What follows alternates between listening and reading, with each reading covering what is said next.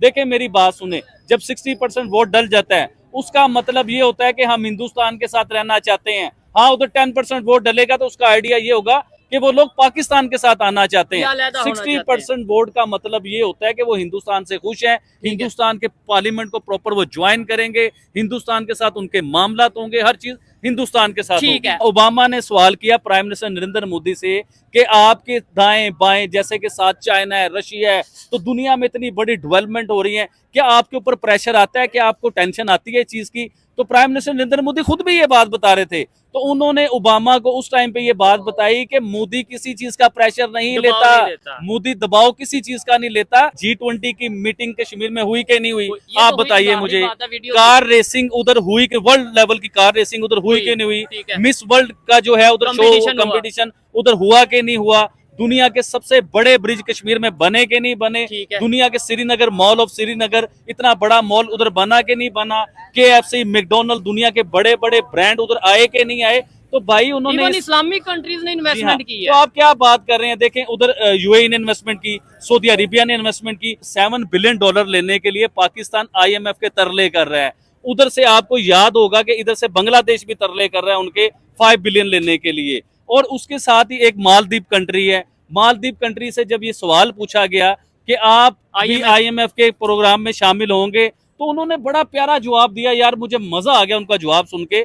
उन्होंने ये बात की कि हम IMF के आगे घुटने नहीं टेकेंगे। वो कह रहे हैं हम चाइना से बिजनेस करेंगे, ट्रेड करेंगे, हिंदुस्तान से मदद लेंगे, लेकिन हम IMF के पास नहीं जाएंगे। और पाकिस्तान में आपको याद होगा अभी कल परसों खबरें चल रही थी, मीडिया पे जश्न मनाए जा रहे हैं, और उसकी हेडलाइन क्या चल रही थी? पाकिस्तानी कौम के लिए बहुत बड़ी खुशखबरी। खुशखबरी पता है क्या है? क्या? कि IMF के हम गुलाम है और IMF से हमें मजीद फिर कर्जा मिलने लगा है। ये खुशखबरी दे रहे हैं हमारी कौम को। ये आबिद अली ब्रांड है ये। आप इधर कुछ लिखवाया करें ना साथ। नहीं मैं नहीं लिखवाता। ये देखें, शर्ट चेक करें, ये ट्राउजर है, इसके साथ कैप भी दी हुई है, और वेरी रिजनेबल प्राइस 1000 में दे रहे हैं पाकिस्तानी पैसों के लिहाज से। हिंदुस्तान में ये 300-350 रुपए का होगा। अगर करेंसी को ज्वाइन करते हैं, प्लस माइनस जब जमा करते हैं बीच में, तो 1000 रुपए में ही पड़ेगा। लोग पर पीस के ऊपर 500 कमाते हैं, मैं पर पीस पे 100 रुपया कमाता हूँ, लेकिन रात को मेरी कटिंग इतनी बड़ी होती है कि 500 वाले की वो कमाई नहीं होती जो मेरी कमाई होती है। हम तो कहते हैं जी मुसलमान है, मुसलमान तो हमारे मजहब में है कि सफाई नहीं माने। भाई ये मुसलमान जो है ना, ये मुसलमान भी सिर्फ नाम के मुसलमान है। अगर मजहबी बात छेड़ दोगे तो आपको भागना पड़ जाएगा इधर से। मजहबी बात ना छेड़ो। हमने सिर्फ एक टैग लगाया हुआ है मुसलमान का। कोई एक काम बताओ कि मुसलमानों वाला काम हमारे ऊपर है। देखें, मुसलमान तो कहते हैं कि हमारे इस्लाम में तो कहते हैं झूठ बोलना हराम है, और सबसे बड़े झूठे हम लोग हैं। हमारे मजहब में कहा जाता है धोखा देना हराम है, और सबसे पहले धोखा हम देते हैं। हमारा मजहब कहता है करप्शन हराम है, हराम तरीके से पैसा कमाना जो है ना वो हराम है। और सबसे ज्यादा हराम हमारे अदारों में चले जाओ, कहीं भी चले जाओ, पैसों के बगैर आपका काम ही नहीं होता। अपनी ऑडियंस से पूछना चाहूंगा, आप नीचे इसी वीडियो के नीचे आपने कमेंट्स में बताना है कि आबिद भाई को जल्द से जल्द वीडियो में आना चाहिए कि अपने कारोबार को देखना चाहिए। आपने लाजमी बताना है नीचे। जी तो दोस्तों, मैं हूं सुहेब चौधरी और आप देख रहे हैं मेरा और आपका YouTube channel real entertainment TV. आज हम आबिद भाई के पास मौजूद हैं और आबिद भाई से बात करने वाले हैं। काफी दिनों बाद इनके साथ प्रोग्राम करने जा रहे हैं। रीजन ये है, कुछ मैं आउट ऑफ सिटी था, लाहौर में नहीं था, और कुछ आबिद भाई की बिजनेस को लेके अपनी बहुत सी मसरूफियात चल रही हैं। ये आबिद भाई खुद क्लियर करेंगे। लेकिन टॉपिक पे आते हैं, बहुत से टॉपिक हैं। एक बड़ा टॉपिक ये है, कश्मीर में कुछ ही हफ्तों के बाद इलेक्शन होने जा रहे हैं और इंडियन प्राइम मिनिस्टर ने वहां पे विजिट किया और बहुत बड़ी रैली निकाली। इसके ऊपर बात करेंगे। सेकेंडली हम बात करेंगे कि क्या समझते हैं पाकिस्तान का जो स्टांस है कश्मीर को लेके, क्या वो खत्म होता नजर आ रहा है? इसके साथ साथ और भी प्रेसिडेंट ओबामा की अगर बात करें, कुछ टाइम पहले उन्होंने इंडिया का विजिट किया, वहां पे उन्होंने इंडियन प्राइम मिनिस्टर से एक स्टेटमेंट कही थी, उसके ऊपर भी बात करेंगे। अस्सलाम वालेकुम आबिद भाई। जी वालेकुम अस्सलाम। कैसे हैं आबिद भाई? ठीक ठाक है। सबसे पहले तो मुझे ये बताएं, आजकल क्या आपकी मसरूफियत चल रही है, क्या आपका कारोबार चल रहा है, मुझे ये बताएं। जो सब अपने काम कारोबार में बिजी हूँ और माशाल्लाह कर रहा हूँ काम कारोबार। देखिए, आपका काम है यूट्यूब का, आप अपना काम करते हैं। इस तरह मेरा गारमेंट्स का काम है, मैंने प्रॉपर गारमेंट्स पे तवज्जो देनी होती है। आजकल दुनिया को पता है कि विंटर का सीजन पाकिस्तान में स्टार्ट हो रहा है, हमारे नेबर्स कंट्री में भी स्टार्ट हो रहा है, तो विंटर की बड़ी तैयारी करनी पड़ती है, फैक्ट्रियों में बैठ के माल बनवाने पड़ते हैं। तो इसलिए मेरे पास बिल्कुल टाइम नहीं है। नेक्स्ट टाइम भी आप अपना ज़हन बना लें। इसका मतलब ये आजकल पैसों में खेल रहे हैं आबिद भाई। तो भाई नो डाउट, मैं क्यों ना खेलूं पैसों में यार। अच्छा। देखें, यही 2-3 महीने होते हैं, इसमें हमने बहुत ज्यादा पैसे कमाने होते हैं, बड़ी मेहनत करनी होती है। देखें, हमने मंदा भी बड़ा काटा है चोर साहब। तो मैं अपनी ऑडियंस को भी बताना चाहूंगा, देखें मैं वैसे ही वीडियो करता जाऊं, ना मेरी कोई स्टडी हो, ना मुझे कुछ समझ आए। आपको पता है मेरी ऑडियंस को मैंने धड़ल्ले से बात करनी होती है और मैंने सच बोलना होता है। ठीक है। तो इसलिए मैंने अब ज़हन ये बनाया कि मैं ये 2-3 महीने अपने काम कारोबार पे तवज्जो दूं। इसमें देखें अभी बड़े गैप के बाद हम वीडियो कर रहे ठीक है। हैं, इसमें मजीद और भी गैप आने हैं। मे भी 10 दिन बाद वीडियो बने, महीने बाद मे भी नेक्स्ट वीडियो आए, 2 महीने बाद वीडियो आए। और बड़ी लॉजिकल इन्होंने बात की है, मुझे ऑफ दी कैमरा भी ये डिस्कस कर रहे थे कि यार देखो, देखने वाले मुझे पसंद करते हैं, उसकी रीजन है कि मैं लॉजिक पे बात करता हूँ। जो भी टॉपिक होता है उसके ऊपर मैं पहले खुद स्टडी करता हूँ, देखता हूँ, मुख्तलिफ वीडियोस देखता हूँ, फिर बात करने का भी मजा आता है, ऑथेंटिक बात भी होती है और देखने वालों को पसंद आती है। और अगर ऐसे ही लेट्स सपोज इधर बिजनेस में बिजी हैं, साथ साथ बच्चों के ये गारमेंट्स का सिस्टम चल रहा है, और साथ ही मैं कहूँ जी आप देखो मेरी बात सुनो, मेरा घर चलता है गारमेंट से, मेरा अल्लाह का शुक्र है मैं तो इधर से बहुत अच्छे पैसे कमाता हूँ।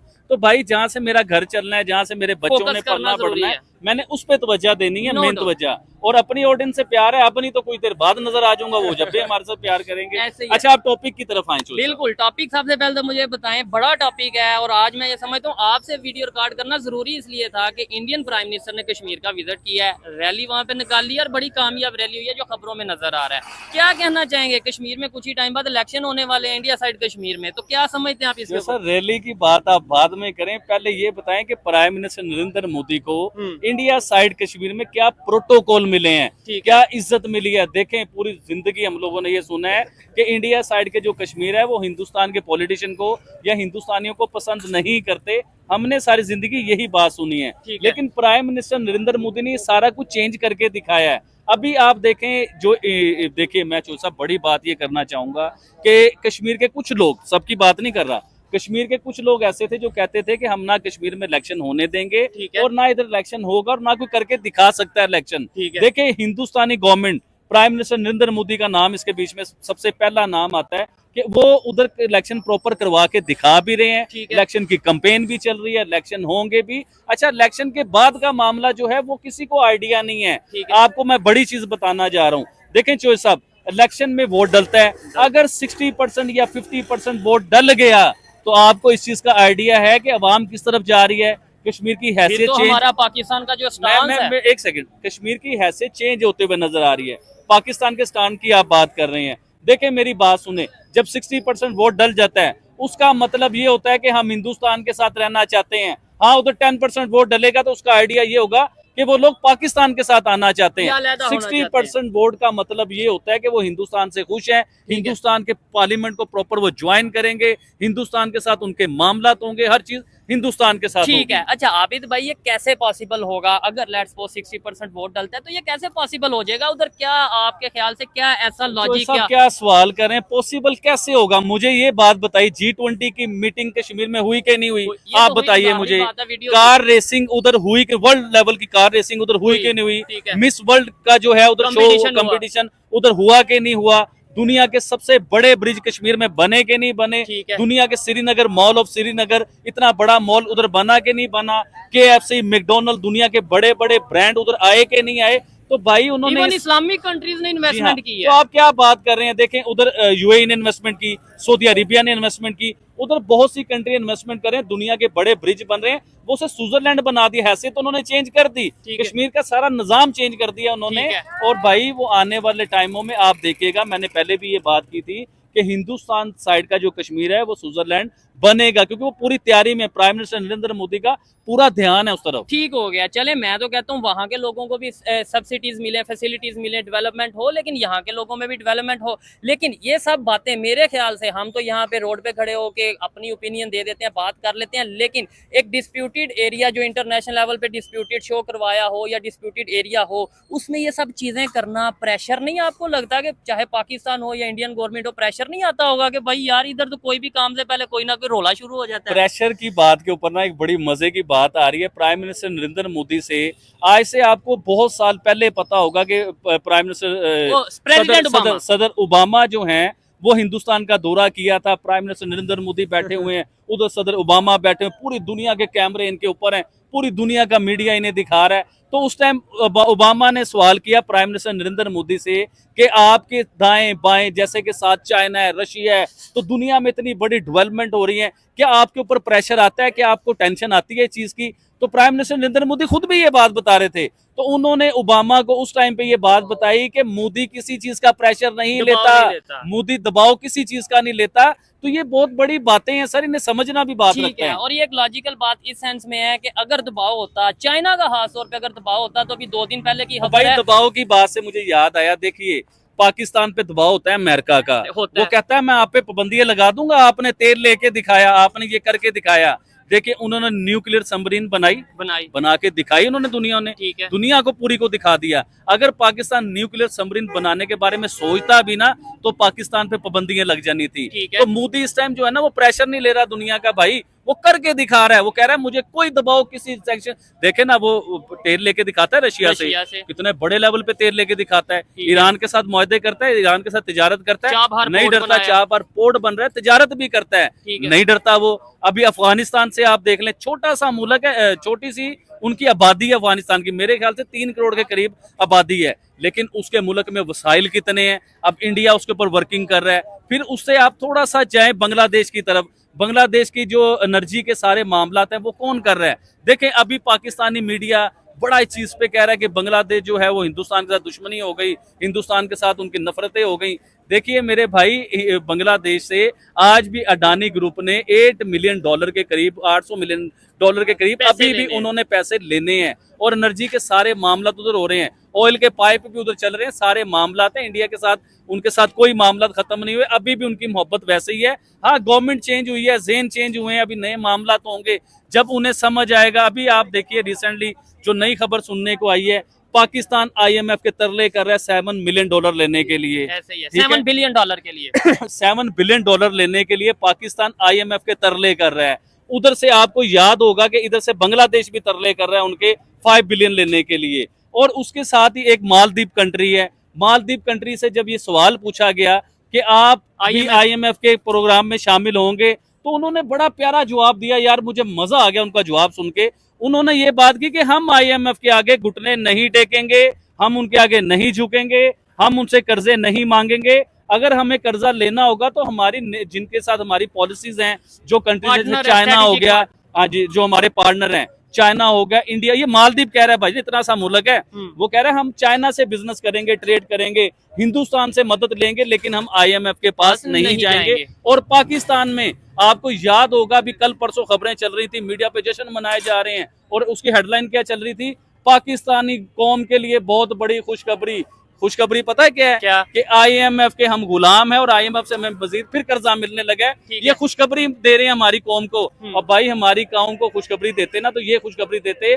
कि हमारी इकोनॉमी 5वें नंबर पे आ गई है, हमने बड़ी बड़ी इंडस्ट्रियां बना ली हैं, हमने अपने लोगों को कामयाबियों के रास्ते दिखा दिए हैं, हम अपने लोगों को बाहर भागने नहीं दे रहे, पढ़े लिखे लोगों को पाकिस्तान में सहूलतें दे रहे हैं। तो भाई ये हमें किस किस्म की खुशखबरियां दे रहे हैं? No doubt. और आबिद भाई की ये सारी बातों से मैं ये कहना चाहूंगा, वाकई में जो इन्होंने डिसीजन लिया ना कि भाई जब मेरे पास नॉलेज होगा किसी भी टॉपिक के ऊपर तभी बात करूंगा। देखिए बात करने का भी मजा आता है, मुझे बोलना ही नहीं पड़ता। आबिद भाई खुद बात करते रहते हैं और लॉजिकल बात करते हैं। डेफिनेटली आबिद भाई मैं एग्री करता हूँ। साहब मैं बेवकूफ हूँ या मुझे देखने वाले बेवकूफ हैं? जब मुझे देखे ना, मैं स्टडी नहीं करूंगा, मैं यूट्यूब नहीं देख रहा, मैं बड़ी बातें, मैं बड़े बड़े आर्टिकल नहीं पढ़ रहा, तो मैं अपनी अवाम को क्या बेवकूफी वाली बातें सुनाऊंगा? भाई इससे अच्छा ये नहीं कि अवाम सब्र कर ले। कि जब मैं फ्री होऊंगा, अपने बच्चों की रोटी जब कमा लूंगा, मैं आपके पास आऊंगा, फिर वीडियो बनाऊंगा और लोगों को जलाऊंगा, लोगों को सताऊंगा, लोगों को बड़ी तकलीफ दूंगा मैं। ठीक हो गया, अच्छी बात है। आबिद भाई पाकिस्तान की बात करते हैं, क्या समझते हैं क्राइसिस, हमारे यहाँ पे बिजली के क्राइसिस चल रहे हैं, दूसरी साइड पे इंडिया से खबर यह है कि वो मून पे जाके, और किसके साथ मिलके, चाइना के साथ मिलके, रशिया के साथ मिलके मून पे जाके न्यूक्लियर पावर प्लांट लगाने जा रहा है। 2040 तक का उनका ये ड्रीम है, मिशन है, ठीक है। जबकि पाकिस्तान अपने घर में, हम यहाँ पे न्यूक्लियर पावर प्लांट नहीं लगा सकते। भाईजान आप न्यूक्लियर पावर प्लांट की बातें कर रहे हो, आप हंसाते हो मुझे चोसा ऐसी बातें करके। इधर बिजली नहीं आती लोगों के घरों में, हमारे घरों में बिजली नहीं आती।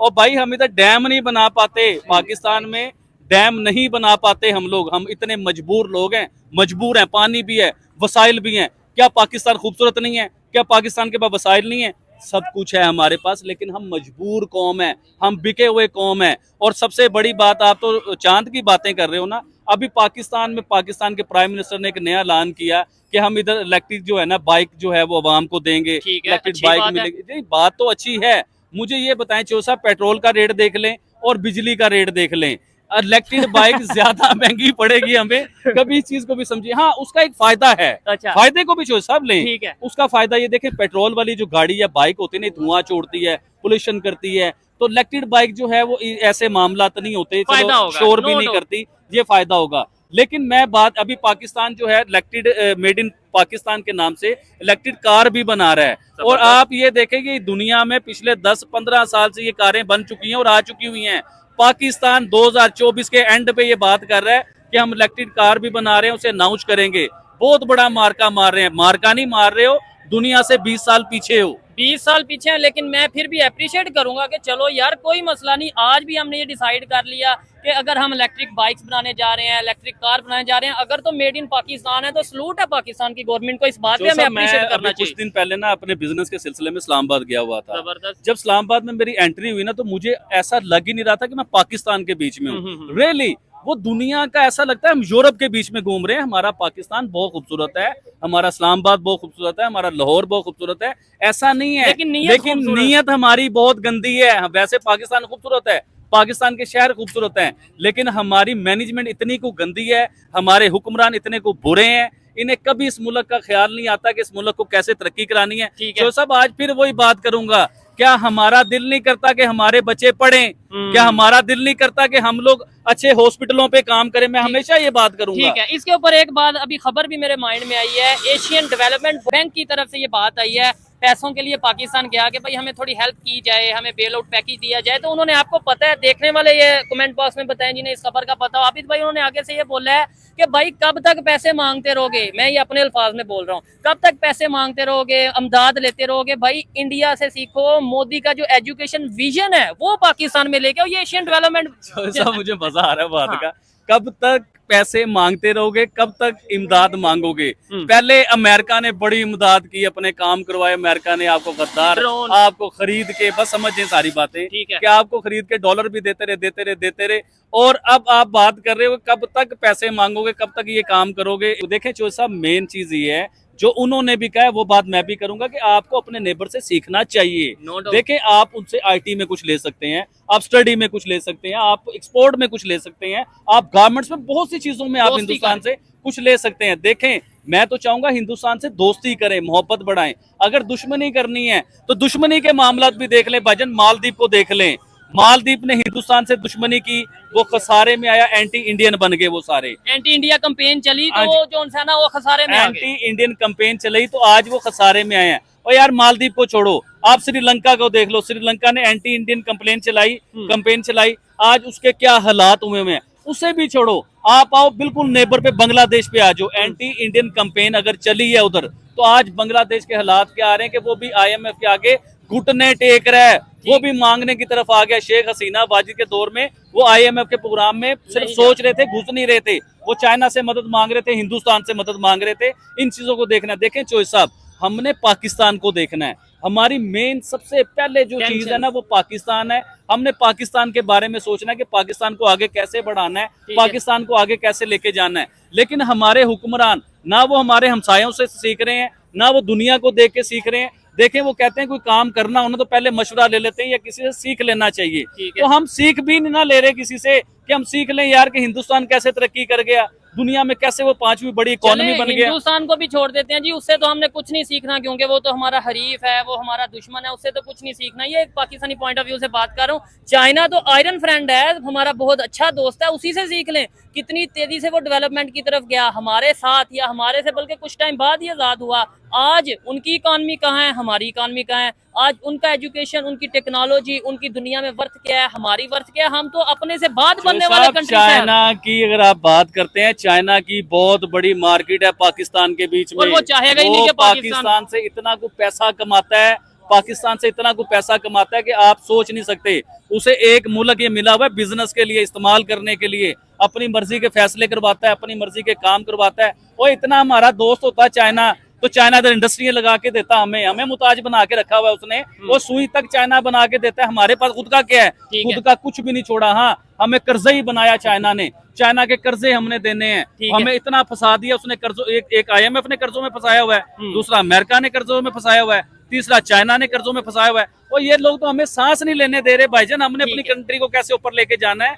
देखिए चाइना के साथ दोस्ती रखें, हम ये नहीं कहते No कि चाइना doubt. से दुश्मनी ले लें, लेकिन एक लेवल पे दोस्ती रखें, आका गुलाम वाले मामलात ना बनाएं, दोस्तों वाले मामलात बनाएं। और चाइना के साथ अगर आपने दोस्ती रखनी है तो अपने मुल्क को पहले लेके जाएं। देखिए प्राइम मिनिस्टर नरेंद्र मोदी, उसने उस टाइम पे दुनिया की बड़ी बड़ी इंडस्ट्री है, बड़े बड़े प्रोजेक्ट उसने छोड़ दिए। ठीक है। उसने कहा कि मैंने मेड इन इंडिया के ऊपर काम करना है। तो पाकिस्तानी हुक्मरानों को यह अकल कब आएगी कि हमने मेड इन पाकिस्तान पे काम करना है, हमने अपने बच्चों को पढ़ाने के ऊपर काम करना है, हमने इंडस्ट्रीज के ऊपर काम करना है, इस मुल्क को आगे लेके जाना है। आपने बोला कौन सी चीज है जो मेड इन चाइना नहीं है, मैं दिखा सकता हूँ इधर खड़े खड़े के कौन सी चीज है जो मेड इन चाइना नहीं है। ये पीछे जितना भी आपके, ठीक है, ये मेड इन पाकिस्तान है और बड़ी मतलब मैंने देखा नई क्वालिटी है। ये रश भी नो डाउट दिन ब दिन बढ़ता नजर आ रहा है। से जो है ना, ये बात कर सकता हूँ कि आबिद अली मेड इन पाकिस्तान बेचता है और पाकिस्तान को प्रमोट करता है, कस्टमर को कह के बेचता है कि ये पाकिस्तानी प्रोडक्ट है, ये चाइना नहीं है, ये बाहर की नहीं है। और अल्हम्दुलिल्लाह हमारा काम जो है ना पूरी मार्केट से अल्हम्दुलिल्लाह बहुत अच्छा काम है। नो डाउट, इसमें कोई शक नहीं है। इधर रश भी, मैं पहले भी आता हूँ, हम प्रोग्राम करते हैं, अभी यकीन माने बीच में कट लगाना पड़ रहा है क्योंकि पीछे से जो इनके पास वर्कर हैं, जो इनकी टीम है, वो बार बार आके कह रहे हैं कि आबिद भाई ये आर्टिकल कहाँ है, ये आर्टिकल कहाँ है। आबिद भाई क्या है ऐसा फार्मूला लेके आए हैं कि आप अपने काम में कि रश भी लग गया है? मैं अगर मीडिया पे आता हूँ तो ईमानदारी से आता हूँ, मैं अपना काम करता हूँ तो प्रॉपर ईमानदारी से करता हूँ। मुझे बहुत ज्यादा पैसों की लालच नहीं होती और कम पैसों में अल्लाह पाक मुझे बहुत ज्यादा देता है। लोग, मैं एग्जांपल देता हूँ, लोग पर पीस के ऊपर 500 कमाते हैं, मैं पर पीस पे 100 रुपया कमाता हूँ, लेकिन रात को मेरी कटिंग इतनी बड़ी होती है कि 500 वाले की वो कमाई नहीं होती जो मेरी कमाई होती है। और क्वालिटी मैं 10 रुपए ज्यादा लगा के ना क्वालिटी पे कंप्रोमाइज नहीं करता, क्वालिटी बहुत अच्छी बनाता हूँ। अभी जो मेरे विंटर की प्रोडक्ट बन रही है ना, विंटर की, वो आप सोच भी नहीं सकते जो प्रोडक्ट ये मेरे ख्याल से पहले तो आप लेडीज के जो गारमेंट थे उसका काम कर रहे थे, अब आपने जो सा ये मेरी ब्रांचें हैं, ये इस तरफ वाली ब्रांच जो गर्ल्स की है, इस तरफ वाली ब्रांच बॉय की है। आपको एक दो प्रोडक्ट दिखाता हूँ। ठीक हो गया। अच्छा, ये चीज बिल्कुल नोट करने वाली है कि आप चाहे मुनाफा कम ले लो, लेकिन आपको ये चाहिए कि क्वालिटी बेहतर होनी चाहिए। अगर क्वालिटी बेहतर हो, को जरा दिखाएं, ये आबिद अली ब्रांड है ये। आप इधर कुछ लिखवाया करें ना साथ। नहीं, मैं नहीं लिखवाता। ये देखें, शर्ट चेक करें, ये ट्राउजर है, इसके साथ कैप भी दी हुई है और वेरी रिजनेबल प्राइस 1000 में ही दे रहे हैं पाकिस्तानी पैसों के लिहाज से। दुनिया का पता नहीं है। लेकिन मेरे ख्याल से आप जो ये कह रहे हैं ना, ये इसकी कीमत, ये इस पूरे सूट की कीमत 1000 रुपया, मेरे ख्याल से जहाँ से इंडिया से मोस्टली लोग देखते हैं वो लोग फिर भी नीचे कमेंट करेंगे कि भाई ये 1000 के तो 200। मैं वो भी क्लियर कर देता हूँ। हिंदुस्तान में ये 300-350 रुपए का होगा। अगर करेंसी को ज्वाइन करते हैं प्लस माइनस जब जमा करते हैं बीच में, तो 1000 रुपए में ही पड़ेगा ये। ठीक है, चले देखने वाले बताइएगा, क्योंकि एक दफा पहले भी ऐसे आबिद भाई ने कीमत बताई थी, यहाँ पे कोई सूट था उसकी कीमत बताई थी, नीचे कमेंट ये आ रहे थे कि यार ये फिर भी बहुत महंगा है, क्योंकि वहाँ पे इंडिया में हमें 300 में मिल रहा है, 150 में मिल रहा है। पाकिस्तान के हालात भी देख लीजिए ना, पाकिस्तान में बिजली इतनी कॉस्टली है, हिंदुस्तान में बिजली इतनी कॉस्टली नहीं है। जब वो प्रोडक्ट बनाते हैं तो उन्हें बड़े कम प्राइसेस में वो पड़ती है। हमारी तो मैन्युफैक्चरिंग बड़ी महंगी होती है, हमारे टेक्सटाइल खत्म हो रहे हैं। क्यों खत्म हो रहे हैं? दुनिया में हमारी इंडस्ट्री क्यों जा रही है, किस वजह से जा रही है कि आपने एक तो बिजली दुनिया में सबसे महंगी कर दी, उसके बाद आपने टैक्स इतने ठोक दिए, तो बिजनेसमैन को जो प्रोटोकॉल ही नहीं मिलेगा, उसे सांस लेने का मौका ही नहीं मिलेगा, तो भागेगा छोड़ के। ठीक है, ये भी पिछले मंथ की खबर थी कि अपना फैसलाबाद की बात करें, 100 से ज्यादा टेक्सटाइल जो वहाँ पे इंडस्ट्री थी वो वाइंड अप करके दूसरे कंट्रीज में चली गई। पहले हम सुनते थे कि बांग्लादेश जा रही है, अब बांग्लादेश के जो हालात हैं, मे भी वहाँ पे कुछ लोग जा रहे हैं, कुछ लोग वैसे ही कारोबार ही खत्म कर रहे हैं। अच्छा। पिछले 2-4 महीने जो मेरे ऊपर गुजरे हैं ना, ठीक है, बिजनेस को लेके वो तबाही मच गई। बिजनेसमैन, कारोबार तबाह हो गया हुआ था, किराए सर पे चढ़ गए, माल बेचने के लिए नहीं था। लेकिन अल्हम्दुलिल्लाह मैंने दिन रात एक करके, मैं यूट्यूब को भी बिल्कुल मैंने बाय बाय किया हुआ है, तो मैं दिन रात एक करके इतनी को मेहनत कर रहा हूँ, इतनी को मेहनत कर रहा हूँ, और अल्लाह मुझे उसका फल दे रहा है। क्योंकि दुनिया का कोई भी मजहब होगा, उसकी किताब में लिखा हुआ है कि मेहनती इंसान की अल्लाह पाक मदद करता है, या उनका भगवान मदद करता है, या उनका गॉड मदद करता है। जो भी नाम अलग रखे हुए हैं, खुदा सबका एक ही है, तो वो उसकी मदद करता है मेहनती इंसान की। तो मैं दिन रात एक करके जब मेहनत करता हूँ तो अल्लाह मुझे उसका फल देता है। ठीक है, आबिद भाई की जो ये बातें हैं खास तौर पे मेहनत को लेके, और खास ओवरऑल जो इन्होंने बात की है, मुझे तो दिल को बड़ी अच्छी लगी है कि यार मैं ऐसे ही अगर वीडियो बना लूंगा, 2 दिन बाद 4 दिन बाद वीडियो तो बना लूंगा, लेकिन जब उसके ऊपर मैं स्टडी नहीं कर पाऊंगा, मैं अपने बिजनेस में बिजी होऊंगा, तो वो उस तरीके से क्वालिटी वर्क नहीं होगा, अच्छी बात नहीं होगी। देखने वाले भी ये सोचेंगे, शायद मेरे ख्याल से देखने वालों के लिए भी के साथ भी नाइंसाफी होगी। देखिए वो नाइंसाफी है। देखें लोग क्यों देखते हैं, लोग इसलिए देखते हैं कि आज कोई नई खबर मिलेगी, ये बंदा सच बोलेगा, ये लॉजिक के साथ बात करेगा और सच्ची बात करेगा, पढ़ी लिखी बात करेगा। जब जो मेरे पास लॉजिक ही कोई नहीं होगा, ना मैंने स्टडी की होगी, ना लोगों को मैं सच दिखा सकूंगा, वही घुमाता रहूंगा बात को। जज्बाती बड़ी बड़ी बातें, बड़े बड़े नारे, जैसे पाकिस्तान जिंदाबाद, और पाकिस्तान जिंदाबाद करते रहते हो। पाकिस्तान को जिंदा रखने के लिए कुछ सोचो ओए होए होए कि होए। पाकिस्तान को आगे कैसे बढ़ाना है। ठीक तो है। जो सब झूठ हमने कसम खाई हुई है कि अपनी ऑडियंस से झूठ नहीं बोलना। जिस दिन झूठ बोलने की नौबत आएगी उस दिन हम ये काम ही छोड़ देंगे यार, ठीक है। आना ही छोड़ देंगे मीडिया के ऊपर। जो ठीक है, इसमें कोई शक नहीं है, और शायद देखने वाले आपको पसंद भी इसलिए करते हैं कि उन्हें लगता है कि आपके दिल में जो बात होती है वो आप बात कर देते हो, बजाय यहाँ अच्छा, के अगर वहाँ मैं के। आपको वीडियो में नजर नहीं आता तो आप नीचे कमेंट्स किया करें, मैं कमेंट्स फिर भी पढ़ता रहता हूँ, क्योंकि ठीक है। जब भी मुझे कोई आधा घंटा 15 मिनट रात को मिलते हैं लेटते हुए, तो उस टाइम मैं नीचे कमेंट्स अच्छा लगता होगा ना कि मतलब कि लोग क्या ओपिनियन दे रहे हैं। और मैं अपनी पुरानी वीडियो के नीचे भी कमेंट देख रहा होता हूँ कि अभी क्या आए हैं, तो लोग आज तक प्यार करते हैं। तो आपकी मोहब्बत ठीक है। है, आपका प्यार है कि आप देखना चाहते हैं और देखते हैं, सुनते हैं, ये आपका बड़ा शुक्रिया। नो डाउट, इसमें कोई शक नहीं है। मैं 2-3 चीजें क्लियर करना चाहता हूँ। एक तो अगर हम बात करें पाकिस्तान की डेवलपमेंट की, तो हमें सबसे पहले यही देखना है, जैसे आबिद भाई ने बात की है कि पाकिस्तान जिंदाबाद, मैं भी कह दूंगा, आप भी कहते हैं पाकिस्तान जिंदाबाद, इधर जितने भी लोग मौजूद होंगे कहेंगे पाकिस्तान जिंदाबाद। लेकिन पाकिस्तान को जिंदा रखने के लिए क्या कर रहे हैं और करना क्या चाहिए आपके ख्याल से? मैं क्या करूं, आप क्या करें, आप कर क्या सकते हैं, ये जो लोग हैं ये क्या करें? पाकिस्तान को जिंदा रखने के लिए अगर आपने कुछ करना है तो शुरुआत इधर से करें। ये भाई साहब कैमरामैन भाई, ये जरा नीचे दिखाइए, जरा एक बार नजर मारें। ठीक है। ये हमारी क्वालिटी है, हम जहाँ खाते हैं उधर फेंक देते हैं। जो चीज हाथ में होगी हम नीचे फेंक देंगे, बॉटल होगी हम लोग नीचे फेंक देंगे। तो सबसे पहले तो कुत्ता भी हो ना, कुत्ता तो उसने भी किसी जगह पे बैठना तो सफाई करके बैठता है। लेकिन हम इंसान होके कुत्ते से भी बदतर हैं कि उधर ही गंद फेंकते हैं, उधर ही हम बैठते हैं, उधर ही हम खाते पीते हैं। तो इन चीजों की हमें चेंजिंग करनी पड़ेगी। और बिल्कुल उसके बाद हम तो कहते हैं जी मुसलमान है, मुसलमान तो हमारे मजहब में है कि सफाई नहीं माने। भाई ये मुसलमान जो है ना, ये मुसलमान भी सिर्फ नाम के मुसलमान है।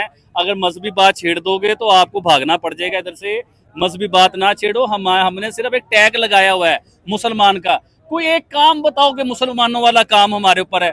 देखें, मुसलमान तो कहते हैं कि हमारे इस्लाम में तो कहते हैं झूठ बोलना हराम है, और सबसे बड़े झूठे हम लोग हैं।